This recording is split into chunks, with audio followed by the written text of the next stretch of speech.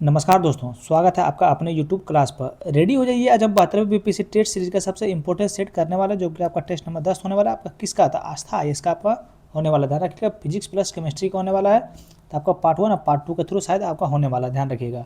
और वीडियो को भैया तो 1.25x पे देखिएगा, स्पीड थोड़ा बढ़ा लीजिएगा, वीडियो को थोड़ा सा जल्दी कवर हो जाएगा। चलिए चलते हैं प्रश्न नंबर 1 की ओर। चलिए प्रश्न नंबर 1 से शुरुआत करते हैं। और अभी तक आप लोग भैया चैनल को सब्सक्राइब नहीं किए, अगर चैनल पर आप लोग नए हैं तो प्लीज़ चैनल को सब्सक्राइब कर लीजिए। चलिए चलते हैं प्रश्न नंबर 1 की ओर। बताइएगा, भारत में नाभिकीय ऊर्जा उत्पादन के संदर्भ में निम्नलिखित कथनों पर आपको विचार करना है। किसके बारे में? भारत में नाभिकीय ऊर्जा उत्पादन के संदर्भ में निम्नलिखित कथनों पर विचार करना है। ध्यान में रखिए, क्वेश्चन ध्यान में रखिएगा। इसमें बोल रहा कौन सा कथन आपका सही है। तो कथन 1 में है, भारत का परमाणु ऊर्जा कार्यक्रम 3 चरणों पर आधारित है, जो कि कथन 1 आपका क्या है? बिल्कुल सही बोलिएगा। कथन 2 में पहले चरण में यूरेनियम आधारित रिएक्टरों का उपयोग होता है, कथन 2 भी आपका बिल्कुल सही है। कथन 3 देखते हैं। देखिए, दूसरे चरण में प्लूटोनियम आधारित फास्ट ब्रीडर रिएक्टरों का उपयोग होता है। ध्यान रखिए, कथन 3 भी आपका बिल्कुल सही है। किसके बारे में?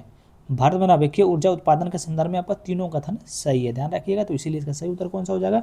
तो ऑप्शन नंबर डी आपका बिल्कुल सही उत्तर हो जाएगा। चलिए नेक्स्ट क्वेश्चन देखिए, आपका प्रश्न नंबर 8, सॉरी प्रश्न नंबर 2 देखिए आपका क्या बोल रहा है। बताइए, निम्नलिखित में से कौन सा देश विश्व में सबसे अधिक नाभिकीय ऊर्जा का उत्पादन करता है? बताइए, निम्नलिखित में से कौन सा देश विश्व में सबसे अधिक नाभिकीय ऊर्जा का उत्पादन करता है? सबको पता है आपका अमेरिका सबसे ज़्यादा उत्पादन करता है, ध्यान रखिएगा। देखिए, संयुक्त राज्य अमेरिका विश्व के सबसे अधिक नाभिकीय ऊर्जा का उत्पादन करता है, ध्यान रखिएगा। चलिए अगला प्रश्न देखिए, प्रश्न नंबर 3, निम्नलिखित में से कौन सा ईंधन भारत के तीसरे चरण के परमाणु कार्यक्रम में उपयोग किया जाता है? तो क्या निम्नलिखित में से कौन सा ईंधन भारतीय तीसरे, अरे यार क्या पढ़ा, सॉरी एक सेकंड रुक जाइएगा। निम्नलिखित में से कौन सा ईंधन भारत के तीसरे चरण के परमाणु कार्यक्रम में उपयोग किया जाता है? तो ये आपका थोरियम 232 किया जाता है, ध्यान रखिएगा। देखिए, भारत के पास थोरियम का विशाल भंडार है, इसीलिए तीसरे चरण में थोरियम 232 का उपयोग किया जाता है, ध्यान रखिएगा। चलिए आगे बढ़ते हैं, प्रश्न नंबर 4, कि नाभिकीय रिएक्टरों में क्या है? मॉडरेटर का मुख्य कार्य क्या होता है? बताइए, नाभिकीय रिएक्टर में मॉडरेटर का मुख्य कार्य क्या होता है? सबको पता है, न्यूट्रॉन की गति को धीमा करना होता है, ध्यान रखिएगा। देखिए, मॉडरेटर का कार्य तेज न्यूट्रॉनों को धीमा करना होता है ताकि श्रृंखला अभिक्रिया नियंत्रित रूप में चल सके, ध्यान रखिएगा भैया। चलिए अगला नंबर देखिए, प्रश्न नंबर 5, निम्नलिखित में से कौन सा कथन नाभिकीय संलयन के बारे में सही है? यहाँ पे ध्यान दीजिएगा, क्या बोलो, निम्नलिखित में से कौन सा कथन नाभिकीय संलयन के बारे में सही है? बताइए कौन सा कथन सही है? तो यह सूर्य में होने वाली प्रक्रिया, ध्यान रखिएगा। तो ऑप्शन नंबर सी आपका बिल्कुल सही उत्तर हो जाएगा। देखिए, नाभिकीय संलयन वह प्रक्रिया है जिससे हल्के नाभिक मिलकर भारी नाभिक बनाते हैं और अत्यधिक ऊर्जा क्या कहते हैं उत्पन्न करते हैं, ध्यान रखिएगा। अगला नंबर प्रश्न बताइएगा, निम्नलिखित कथनों पर विचार करना है। क्या बोल रहा है? प्रश्न नंबर 6 आपका बोल रहा है निम्नलिखित कथनों पर आपको विचार करना है और सही उत्तर आपको चुनना है, ध्यान रखिएगा। चलिए बहुत बढ़िया क्वेश्चन है ये। देखिए, एक में आपका इसरो का गठन 1969 में हुआ था। ये तो भैया बच्चा को पता कि इसरो का आपका कब हुआ था, तो 1969 में इनका हुआ था, ध्यान रखिएगा। बताइए, 2 में इसका मुख्यालय बेंगलुरु में स्थित है। ये तो आपको सबको पता है, इसका मुख्यालय बेंगलुरु में है। 3 में इसका प्रमुख उद्देश्य केवल रक्षा उपग्रहों का विकास है। ये बिल्कुल आपका गलत है, ध्यान रखिए, 3 आपका बिल्कुल गलत है।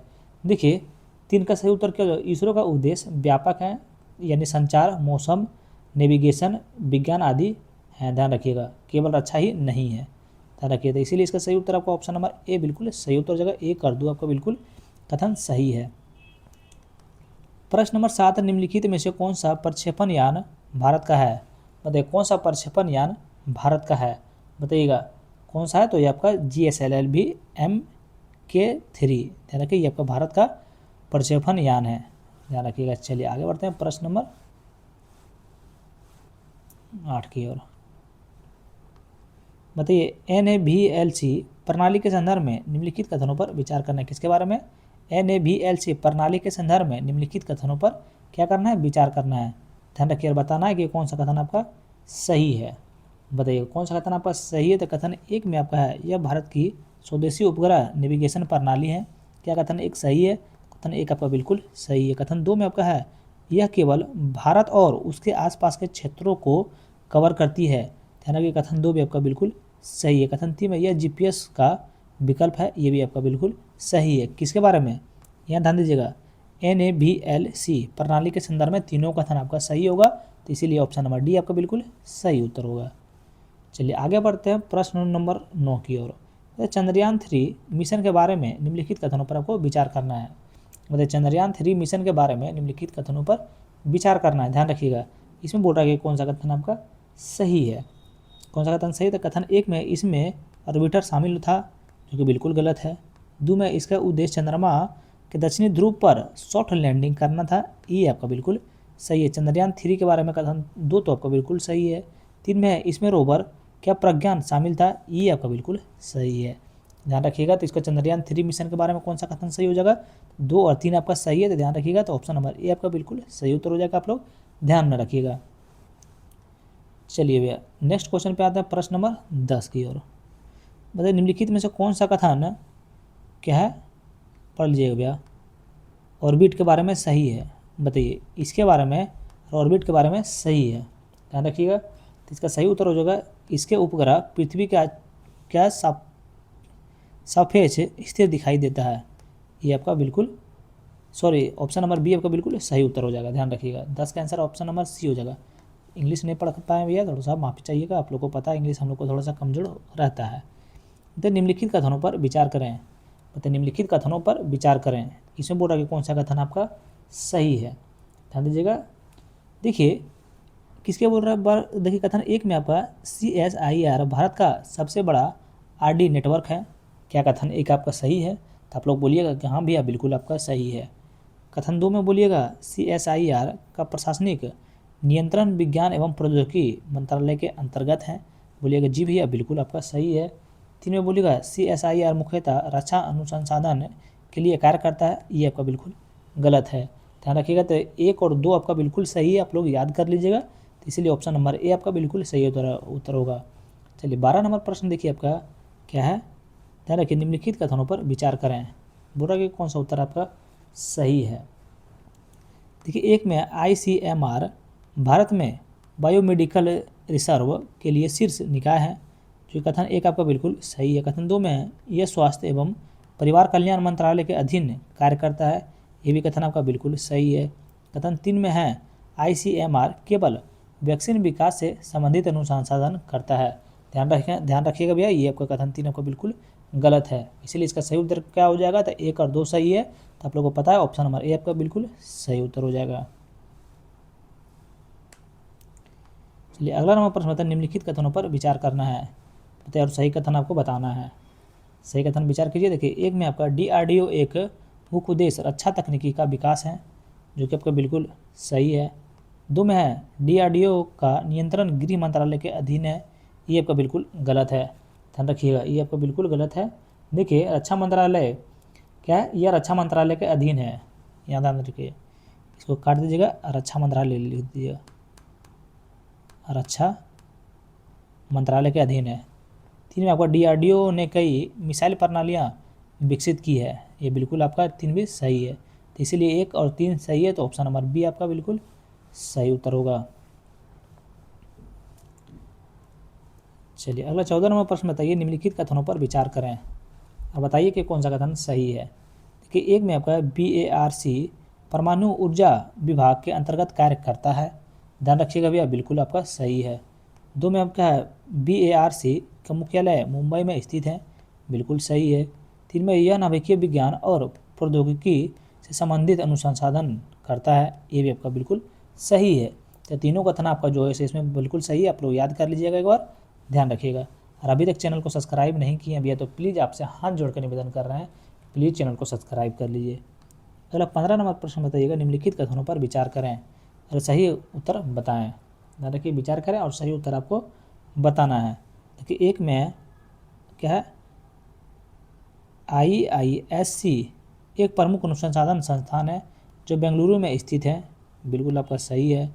2 में क्या, IISc की स्थापना क्या है जमशेदजी टाटा की पहल पर हुई थी, बिल्कुल आपको 2 भी सही है। 3 में आपका है IISc इंजीनियरिंग रक्षा अनुसंधान को बढ़ावा देता है, ये भी आपका बिल्कुल सही है। देखिए IISc है या फिर 2SC है, मतलब द्वितीय SC है, ध्यान रखिएगा। तो आप लोग थोड़ा सा कमेंट बॉक्स में इसके बारे में बता लीजिएगा। तो इसका सही उत्तर आपका ऑप्शन नंबर डी हो जाएगा, क्योंकि तीनों कथन आपका बिल्कुल सही है। चलिए 16 नंबर प्रश्न बताइए, सूची 1 में क्या संस्थान है? सूची 1 में क्या संस्थान है? सूची 2 में क्या क्षेत्र है? मिलान करना है।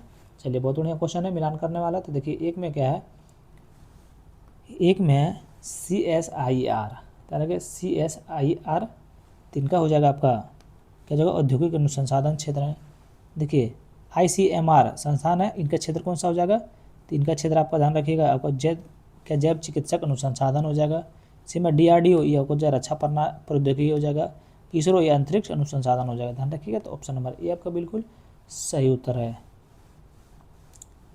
नेक्स्ट क्वेश्चन देखिए मिलान करने वाला, चलिए मिलान करते हैं। सूची 1 में क्या है? स्थान है। सूची 2 में क्या है? मंत्रालय और विभाग है। ध्यान रखिए, देखिए में BARC का मंत्रालय या विभाग क्या है?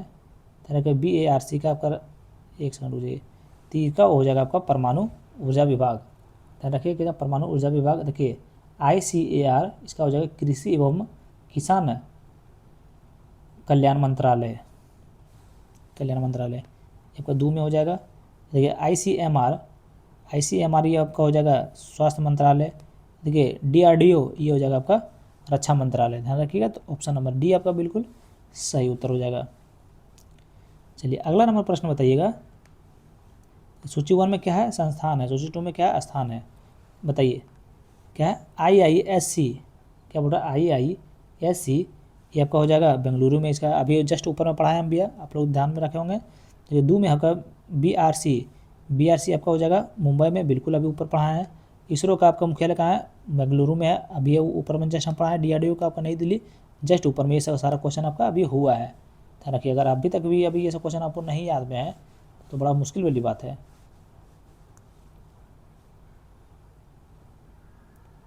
चलिए अगला 19 नंबर प्रश्न बताइए, सूची 1 में क्या संस्थान है? सूची 2 में क्या है? विशेष कार्यक्रम ये क्षेत्र है। एक में है इसरो, क्या है? इसरो, ध्यान रखिए इसरो का आपका हो जाएगा, देखिए गगनयान मिशन हो जाएगा। देखिए विशेष कार्यक्रम और क्षेत्र, DRDO का विशेष कार्यक्रम क्या है और क्षेत्र क्या है बताइएगा। तो इनका हो जाएगा आपका अग्नि मिसाइल। देखिए ICMR इसका हो जाएगा वैक्सीन अनुसंधान, और देखिए CSIR ये आपका हो जाएगा औद्योगिक नवाचार, ध्यान रखिएगा। तो ऑप्शन नंबर ए आपका बिल्कुल सही उत्तर हो जाएगा।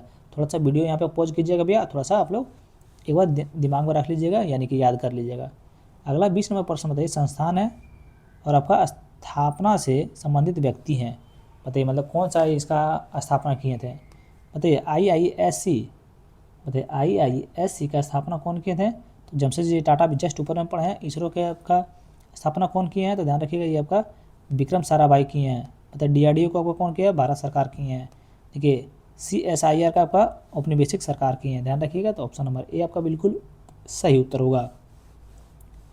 चलिए सिर्फ मिलान करने वाला है। 21 नंबर प्रश्न बताइएगा, देखिएगा सोशल मीडिया प्लेटफॉर्म है, अमुक विशेषता है, बताइएगा इनमें कौन सा कथन आपका सही है। देखिए एक में फेसबुक का कहाँ हो जाएगा? सोशल नेटवर्किंग हो जाएगा, ध्यान रखिएगा। बी में ट्विटर एक्स आपका कहाँ हो जाएगा? ध्यान रखिए आपका देखिए माइक्रो ब्लॉगिंग हो जाएगा, ध्यान रखिएगा। सी में जो इंस्टा फोटो वीडियो शेयरिंग हो जाएगा। डी में लिंक्डइन ये आपका हो जाएगा देखिए प्रोफेशनल नेटवर्किंग, ध्यान रखिए। तो ऑप्शन नंबर ए आपका बिल्कुल सही उत्तर हो जाएगा। किसका स्थापना कौन किए हैं? बताइए 22 नंबर प्रश्न है, प्लेटफॉर्म है और कंपनी के मालिक हैं। बताइए ए में व्हाट्सएप का मालिक आपका कौन है? बताइए व्हाट्सएप का मालिक आपका हो जाएगा मेटा प्लेटफॉर्म हो जाएगा, ध्यान रखिए। ए में देखिए टिकटॉक आपका मालिक कौन है? टिकटॉक का आपका मालिक हो जाएगा क्या हो जाएगा? बाइट डांस हो जाएगा। बताइए यूट्यूब का मालिक आपका कौन है? तो यूट्यूब का मालिक आपका ध्यान रखिएगा ये आपका हो जाएगा गूगल, ध्यान रखिए। और आपका ट्विटर का मालिक कौन हो जाएगा? तो एक्स क्रॉप हो जाएगा, ध्यान रखिएगा। तो ऑप्शन नंबर सी आपका बिल्कुल सही उत्तर हो जाएगा, याद कर लीजिएगा। बताइए प्लेटफॉर्म है और स्थापना से जुड़े व्यक्ति हैं। बताइए फेसबुक का स्थापना कौन किए थे? चलिए बताइए कितना बड़ा क्वेश्चन है। फेसबुक का स्थापना आपका कौन था? तो मार्क जुकरबर्ग किए थे। कहाँ मार्क जुकरबर्ग? बताइए ट्विटर एक्स का स्थापना कौन किए थे? तो जैक डोसी किए थे। जैक डोसी पे कहाँ है? तो आपका 4 में है। बताइए व्हाट्सएप का आपका स्थापना कौन किया? तो व्हाट्सएप का आपका जॉन कुम किए हैं। व्हाट्सएप का क्या है? जॉन कुम, ये आपको 3 में देखिए। यूट्यूब का आपका स्टीव चेन किए थे, ध्यान रखिएगा। तो ऑप्शन नंबर आपका कौन सा सही उत्तर हो जाए, तो ऑप्शन नंबर सी आपका बिल्कुल सही उत्तर होगा। चलिए आगे बढ़ते हैं प्रश्न नंबर 24 की ओर। मतलब प्लेटफॉर्म है, अमुख उपयोग है। बताइए एक नंबर है यूट्यूब। तो यूट्यूब का आपका हो जाएगा, देखिए यूट्यूब का वीडियो क्या स्ट्रीमिंग, दो में लिंक्डइन या जो नौकरी या क्या करियर नेटवर्किंग, सी में आपका इंस्टाग्राम में क्या होगा रील्स, क्या इन्फ्लुएंसर कंटेंट, चार में व्हाट्सएप क्या मैसेजिंग। ध्यान रखिएगा। तो ऑप्शन नंबर ये आपका बिल्कुल सही उत्तर हो जाएगा। यूट्यूब का क्या उपयोग है, लिंक्डइन का आपका क्या उपयोग है, इंस्टाग्राम का आपका क्या उपयोग है, व्हाट्सएप का आपका क्या उपयोग है, उसके बारे में आप लोग को मिलान करना था। बताइए अगला 16 नंबर प्लेटफॉर्म है देश और उत्पत्ति है। बताइए फेसबुक किस देश में उत्पत्ति हुई है। बताइए फेसबुक का किस देश में उत्पत्ति हुई है, तो आपको यूएसए में हुआ है। ध्यान रखिए कहाँ यूएसए। तो आपका देखिए इसमें हो जाएगा टेलीग्राम का उपयोग कहाँ हुआ है, तो टेलीग्राम का आपका यूएई में हुआ है। ध्यान रखिएगा। बताइए के ओ का कहाँ उपयोग हुआ, तो ये आपका इंडिया में हुआ है। ध्यान रखिएगा। और डी में वी चैट का कहाँ हुआ, तो आपका चीन में हुआ था। ध्यान रखिएगा। तो इसीलिए ऑप्शन नंबर डी आपका बिल्कुल सही उत्तर हो जाएगा। चलिए अब मिलान करने वाले से निकल गए हम लोग। बताइए निम्नलिखित में से कौन सा एक ऊष्मा की इकाई नहीं है। मतलब निम्नलिखित में से कौन सी एक ऊष्मा की इकाई आपका नहीं है, तो कौन नहीं है, तो आपका वाट जो है आपका ऊष्मा की इकाई नहीं है। ध्यान रखिएगा। अगला नंबर प्रश्न बताइएगा पायरोमीटर किसके मापन में प्रयोग किया जाता है। तो पायरोमीटर किसके मापन में प्रयोग किया जाता है। ध्यान रखिएगा इस चीज़ को। पायरोमीटर आपका जो है सो उच्च ताप का उपयोग मापन में प्रयोग किया जाता है। ध्यान रखिए पायरोमीटर देखिए उच्च ताप का पायरोमीटर मापन में प्रयोग किया जाता है। ध्यान रखिएगा। 28 नंबर प्रश्न है देखिए अंतरिक्ष यात्री क्या निर्वात में सीधे जड़े नहीं रह सकते हैं क्योंकि। अंतरिक्ष यात्री निर्वात में सीधे खड़े नहीं रह सकते हैं क्योंकि। रखिएगा क्योंकि गुरुत्व नहीं होता है, क्योंकि अंतरिक्ष में आपका गुरुत्व नहीं होता है। ध्यान रखिएगा। देखिए अंतरिक्ष में कम गुरुत्व के चलते अंतरिक्ष में सीधे खड़े नहीं रह पाते हैं। बताइएगा कृत्रिम उपग्रह क्या कृत्रिम उपग्रह पृथ्वी से क्या सुस्त पट्टा में ट्रिक किया जाता है। ट्रिक किया जाता है क्या बोल रहा है, कृत्रिम उपग्रह पृथ्वी से सुस्त पट्टा से ट्रैक किया जा सकता है। ट्रैक किया जाता है तो आपका डॉपलर प्रभाव द्वारा। ध्यान रखिएगा। अगला नंबर प्रश्न बताइएगा निम्नलिखित में से किस एक लिए क्या कोशिक एकमात्र कारण नहीं है। वो क्या बोल रहा है, निम्नलिखित में से किस एक के लिए क्या कोशिकत्व एकमात्र कारण नहीं है। तो एकमात्र कारण आपका कौन सा नहीं है, पौधे की जड़ों में जल का इसके क्या पर्ण समूह की ओर बढ़ना है। ध्यान रखिएगा। बताइए ऑटोमोबाइल्स में हाइड्रोलिक ब्रेक का कार्य करने का सिद्धांत है। बताइएगा कहाँ का सिद्धांत है, तो आपका पास्कल का नियम है। ध्यान रखिएगा। आप लोग को फिर से अगर देखना भी है तो थोड़ा सा 1 सेकंड के लिए वीडियो पीछे कीजिए और एक बार फिर से देख लीजिए। 32वां प्रश्न बताइए प्रकाश विकिरण की प्रकृति होती है। प्रकाश विकिरण की प्रकृति होती है तो आपका क्या होती है, तरंग और कण। ये तरंग और कण दोनों के समान। ध्यान रखिएगा। ऑप्शन नंबर सी आपका बिल्कुल सही उत्तर हो जाएगा। बताइए अभिनेत्र लेंस द्वारा किसी वस्तु का किस प्रकार का प्रतिबिंब रेटिना पर बनाया जाता है। बताइए अभिलेंस द्वारा किस वस्तु का किस प्रकार का प्रतिबिंब रेटिना पर बनाया जाता है। बताइए किस प्रकार का रेटिना पर आपका बनाया जाता है, तो ये आपका उल्टा तथा वास्तविक बनाया जाता है। ध्यान रखिएगा। तो ऑप्शन नंबर सी आपका बिल्कुल सही उत्तर होगा। चलिए अगला देखिए 34 नंबर प्रश्न हमें वास्तविक सूर्योदय से कुछ मिनट पूर्व ही सूर्य दिखाई देने के कारण है। तो हमें वास्तविक सूर्योदय से कुछ मिनट पूर्व ही सूर्य दिखाई देने का कारण है, तो प्रकाश का अपवर्तन कारण है। ध्यान रखिएगा। देखिए प्रकाश के अपवर्तन के कारण सूर्योदय के कुछ समय पहले तथा सूर्यास्त के कुछ समय बाद तक क्या क्षितिज के नीचे होने पर दिखाई पड़ता है। अगला 35 नंबर प्रश्न बताइएगा संवहन द्वारा ऊष्मा का स्थानांतरण हो सकता है। संवहन द्वारा ऊष्मा का क्या स्थानांतरण हो सकता है, तब हो सकता है तो ये आपका हो जाएगा गैस और द्रव में। ध्यान में रखिएगा। ये गैस और द्रव में संवहन द्वारा क्या होता है, ऊष्मा का स्थानांतरण हो सकता है। ध्यान रखिएगा। ठीक है। गर्म करने से क्या विस्तारण, तो गर्म करने से विस्तारण पदार्थ का घनत्व घटा देता है। ध्यान रखिएगा, ये क्या गर्म करने का विस्तारण पदार्थ का घनत्व घटा देता है। तो तेज हवा वाली रात्रि में ओस नहीं बहती है, क्यों? क्या क्या बोल रहा है? तेज हवा वाली रात्रि में ओस नहीं बनती है, क्योंकि, ध्यान रखिएगा, क्योंकि वाष्पीकरण की दर तेज होती है। क्या था? वाष्पीकरण की दर आपका तेज होती है, इसीलिए ऑप्शन नंबर ए आपका बिल्कुल सही उत्तर हो जाएगा।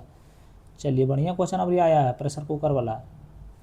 देखिए, प्रेशर कुकर के अंदर उच्चतम तापमान निर्भर करेगा, तो इसका सही उत्तर क्या होगा? देखिए, प्रेशर कुकर के अंदर का उच्चतम तापमान निर्भर करेगा तो ऊपर के क्षेत्रफल व उस पर रखा गया वजन। ध्यान रखिएगा, तो ऑप्शन नंबर ए आपका बिल्कुल सही उत्तर हो जाएगा। अगला 39वां प्रश्न का आंसर बताइएगा। निम्नलिखित में से कौन सा कथन आपका सही नहीं है? बताइए, निम्नलिखित में से कौन सा कथन आपका सही नहीं है? बहुत बढ़िया क्वेश्चन। देखिए, ऑप्शन ए में है तापमान पर बढ़ने पर वायु की ध्वनि का वेग बढ़ता है, जो कि बिल्कुल सही है। बी में वायु में ध्वनि का वेग दाब पर निर्भर नहीं करता है। ध्यान रखिएगा, ये भी आपका बिल्कुल सही है। सी में आपका आर्द्रता के बढ़ने पर वायु में ध्वनि का वेग कम हो जाता है, ये आपका बिल्कुल गलत है। डी में आपका है आयाम तथा आवृत्ति में परिवर्तन की आयु में ध्वनि का वेग प्रभावित नहीं होता है, ये आपका बिल्कुल सही है। ध्यान रखिएगा, तो इसमें बोला कौन सा सही नहीं है, तो ऑप्शन नंबर सी जो है आपका सही नहीं है। बताइए, क्रिस्टल की संरचना जानने के लिए निम्न में से किसको प्रयोग में लाया जाता है? बताइए, क्रिस्टल की संरचना जानने के लिए निम्न में से किसको प्रयोग में लाया जाता है? तो आपका एक्स किरणें को प्रयोग में लाया जाता है। ध्यान रखिएगा।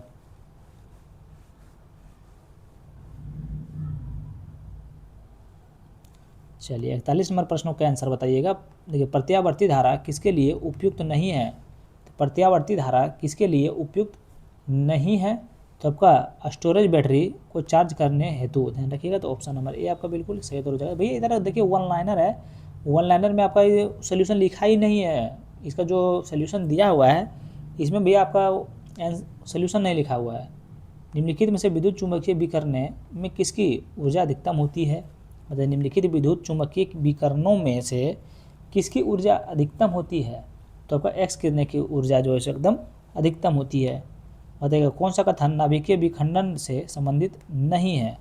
बताइए, कौन सा कथन नाभिकीय विखंडन से संबंधित नहीं है? तो कौन सा पर नहीं है?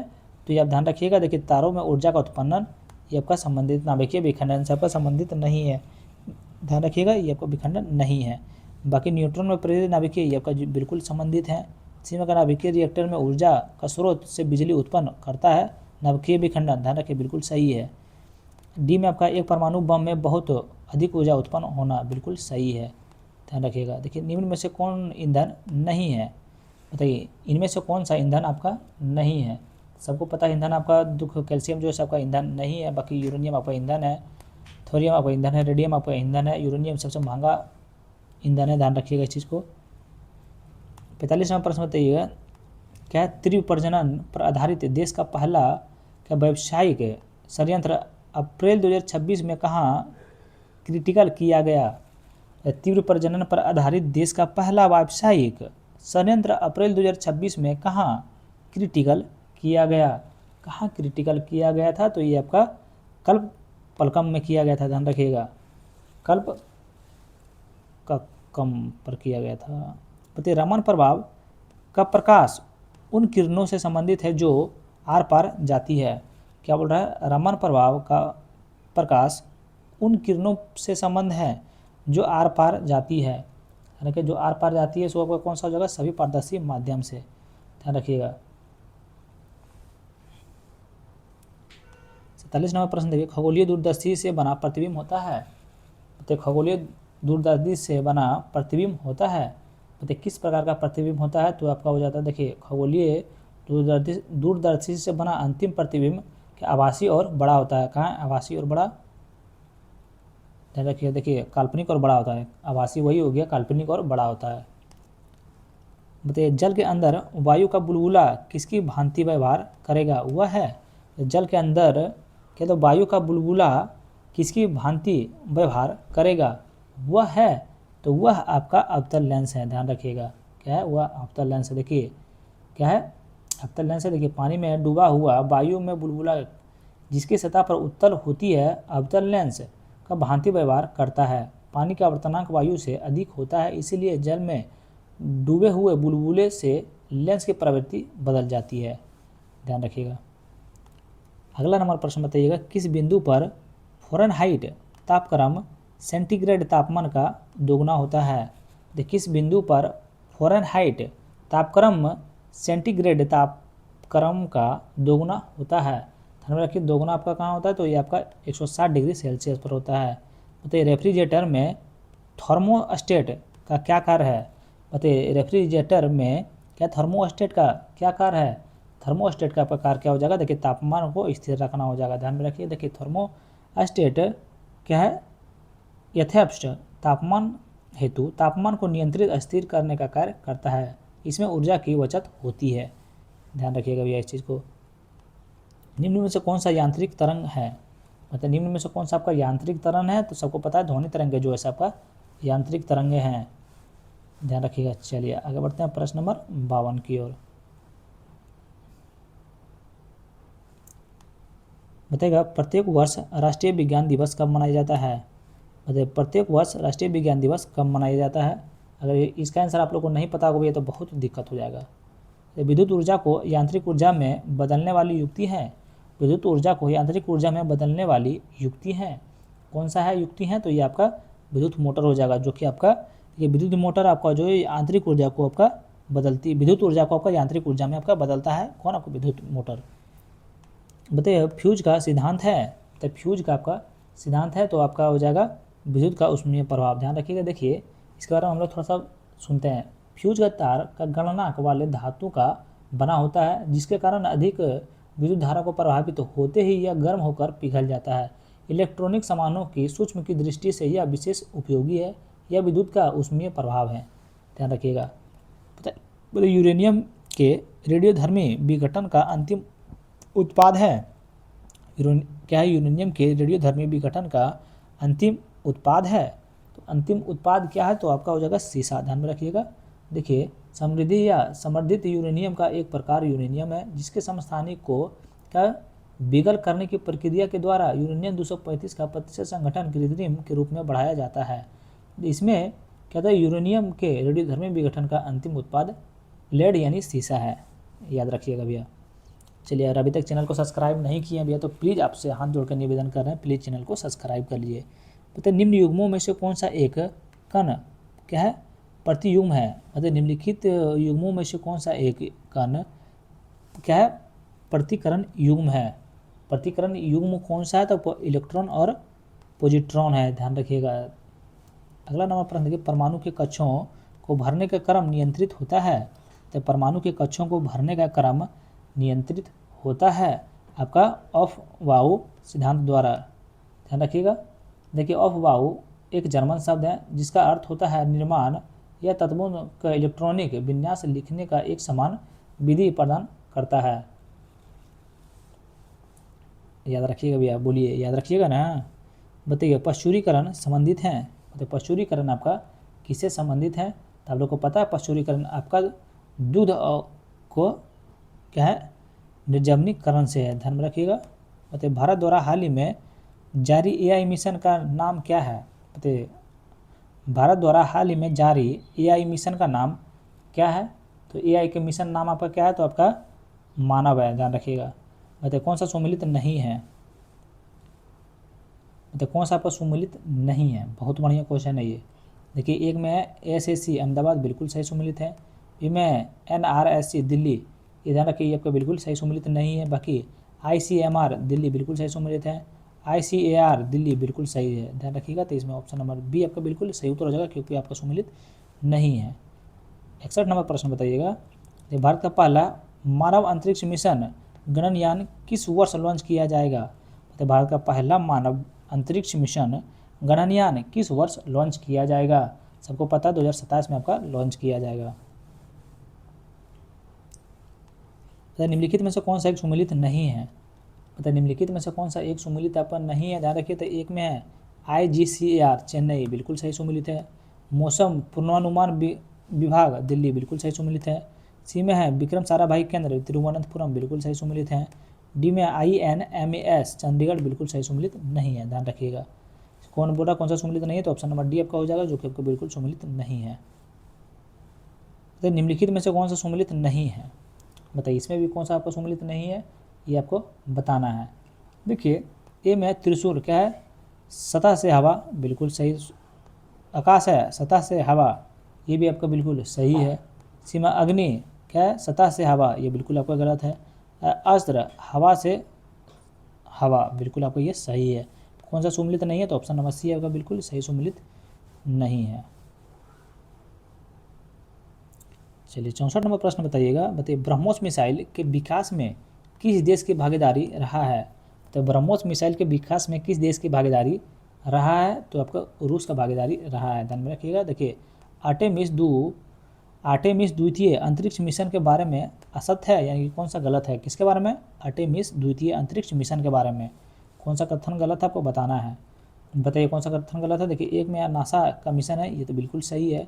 चंद्रमा के चारों तरफ घूमता है, ये भी आपका बिल्कुल सही है। डी में आपका यह एक मानव मिशन है, ये भी आपका बिल्कुल सही है। इसके कौन अंतरिक्ष यात्री 3 है, बिल्कुल ये आपका गलत है, ध्यान रखिए, ये आपका बिल्कुल गलत है। चलिए आगे बढ़ते हैं हम लोग।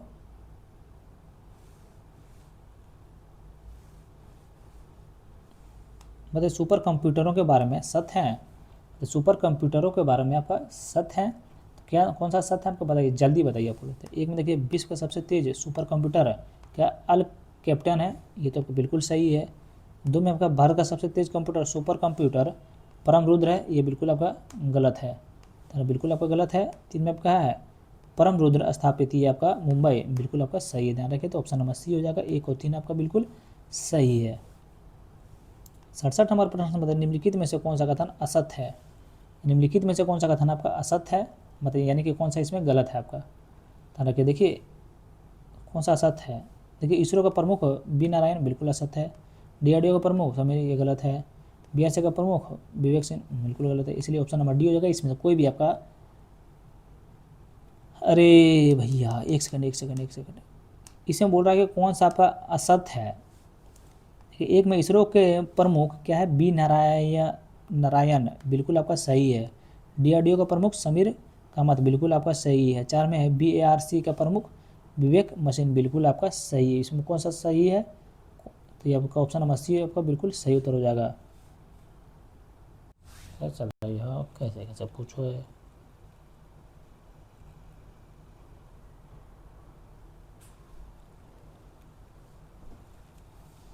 भारतीय रोबोट्स के बारे में कौन सा कथन सत्य है, गगनयान, तीनयान,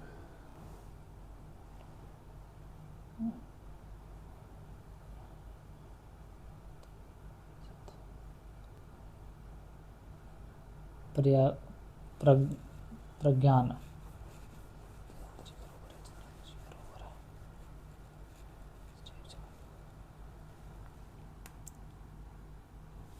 देखिए इसमें कौन सा प्रज्ञान, चंद्रयान बिल्कुल सही है, ये भी सही है, चारों इसमें सही है, इसलिए ऑप्शन नंबर सी आपका बिल्कुल सही उत्तर होगा।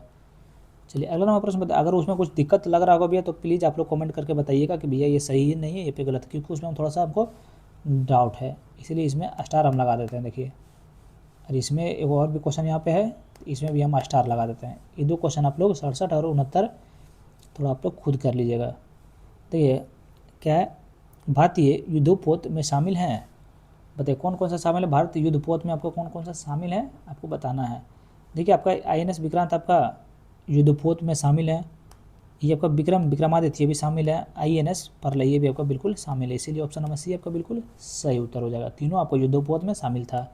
71 नंबर प्रश्न देखिए, IPV की इंटरनेट में क्या भूमिका है, बताइए IPv6 की इंटरनेट में क्या भूमिका है, ध्यान रखिएगा। तो क्या भूमिका है, तो IP एड्रेस का निर्धारण है, ध्यान रखिएगा, तो ऑप्शन नंबर ए आपका बिल्कुल सही उत्तर हो जाएगा। इसके बारे में हम लोग थोड़ा सा जानते हैं। देखिए IPv6 इंटरनेट का उपकरणों के लिए बड़ी संख्या का यूनिक IP एड्रेस उपलब्ध कराने के लिए बनाया गया है। यह IPv4 का स्थान लेता है। यह एक बड़े एड्रेस स्पेस के कारण IP एड्रेस के कुशल आवंटन का प्रबंध को सुनिश्चित करता है, ध्यान रखिएगा। चलिए 72 नंबर प्रश्न देखिए, निम्नलिखित में से युद्ध के लिए तैयार क्या 5वीं पीढ़ी का एकमात्र लड़ाकू विमान कौन सा है, बताइए। निम्नलिखित में से युद्ध के लिए तैयार पांचवी पीढ़ी का एकमात्र लड़ाकू विज्ञान कौन सा है? ध्यान रखिएगा। तो ये आपका हो जाएगा, देखिए, लॉकहीड मार्टिन F-22 रैप्टर। ध्यान रखिएगा क्या हो जाएगा इसका नाम। कौन सा पांचवी पीढ़ी का एकमात्र लड़ाकू विमान है? तो लॉकहीड मार्टिन F-22 रैप्टर है। ध्यान रखिएगा। चलिए आगे बढ़ते हैं प्रश्न नंबर 73 की ओर। बताइए राडार का पूर्ण रूप क्या है? बताइए राडार का फुल फॉर्म आपका क्या है? तो ध्यान रखिएगा। तो देखिए रेडियो डिस्ट्रैक्शन एंड रेजिंग है। ध्यान रखिएगा। तो ऑप्शन नंबर ए आपका बिल्कुल सही उत्तर हो जाएगा। 74 नंबर प्रश्न देखिए, एक वस्तु नियत चाल में क्या हो रहा है? एक वस्तु नियत चाल से एक वक्र पथ पर गति कर रही है तो उसका त्वरण पर क्या प्रभाव पड़ेगा? तो उसका त्वरण पर आपका क्या प्रभाव पड़ेगा? ध्यान रखिएगा। तो उसका वेग लंबवत होगा। क्या होगा? उसका वेग आपका लंबवत होगा। देखिए एक पिंड नियत चाल से वक्र पथ पर गतिमान है तो पिंड के त्वरण पर की दिशा पिंड की गति के लंबवत होती है। क्या होती है? लंबवत होती है। वृत्तीय पथ पर समान चल रही गतिमान पिंड पर त्वरण लगातार गति की दिशा बदलने के कारण उत्पन्न होता है। ध्यान रखिएगा। चलिए नेक्स्ट क्वेश्चन आपका 75वां प्रश्न देखिए, प्रकाश वर्ष क्या होता है? अभी तक चैनल को सब्सक्राइब नहीं किए अभी तो तुरंत अभी कीजिए। तो प्रकाश वर्ष क्या होता है? बताइए। कितना इजी क्वेश्चन है। तो प्रकाश वर्ष वह दूरी है जो प्रकाश वर्ष में तय करता है। ध्यान रखिएगा। देखिए अधिकांश अंतरिक्ष वस्तुओं के लिए हम उनकी दूरी का वर्णन करने के लिए प्रकाश वर्ष का उपयोग करते हैं। एक प्रकाश वर्ष वह दूरी है जो प्रकाश के एक पृथ्वी वर्ष के तय करता है। यह प्रकाश का लगभग 6 ट्रिलियन मील यानी 9 ट्रिलियन किलोमीटर के बराबर होता है। ये वह एक 6 जिसे पिछले 12 शून्य है। ध्यान रखिएगा। तो ऑप्शन नंबर बी आपका बिल्कुल सही उत्तर हो जाएगा। आज का सेशन हो गया यहाँ पे समाप्त भी है। आगे देखेंगे हम लोग कल। अगर वीडियो आप लोग को अच्छा लगा हो तो प्लीज़ लाइक कमेंट और शेयर करके जाइएगा। Thank you so much.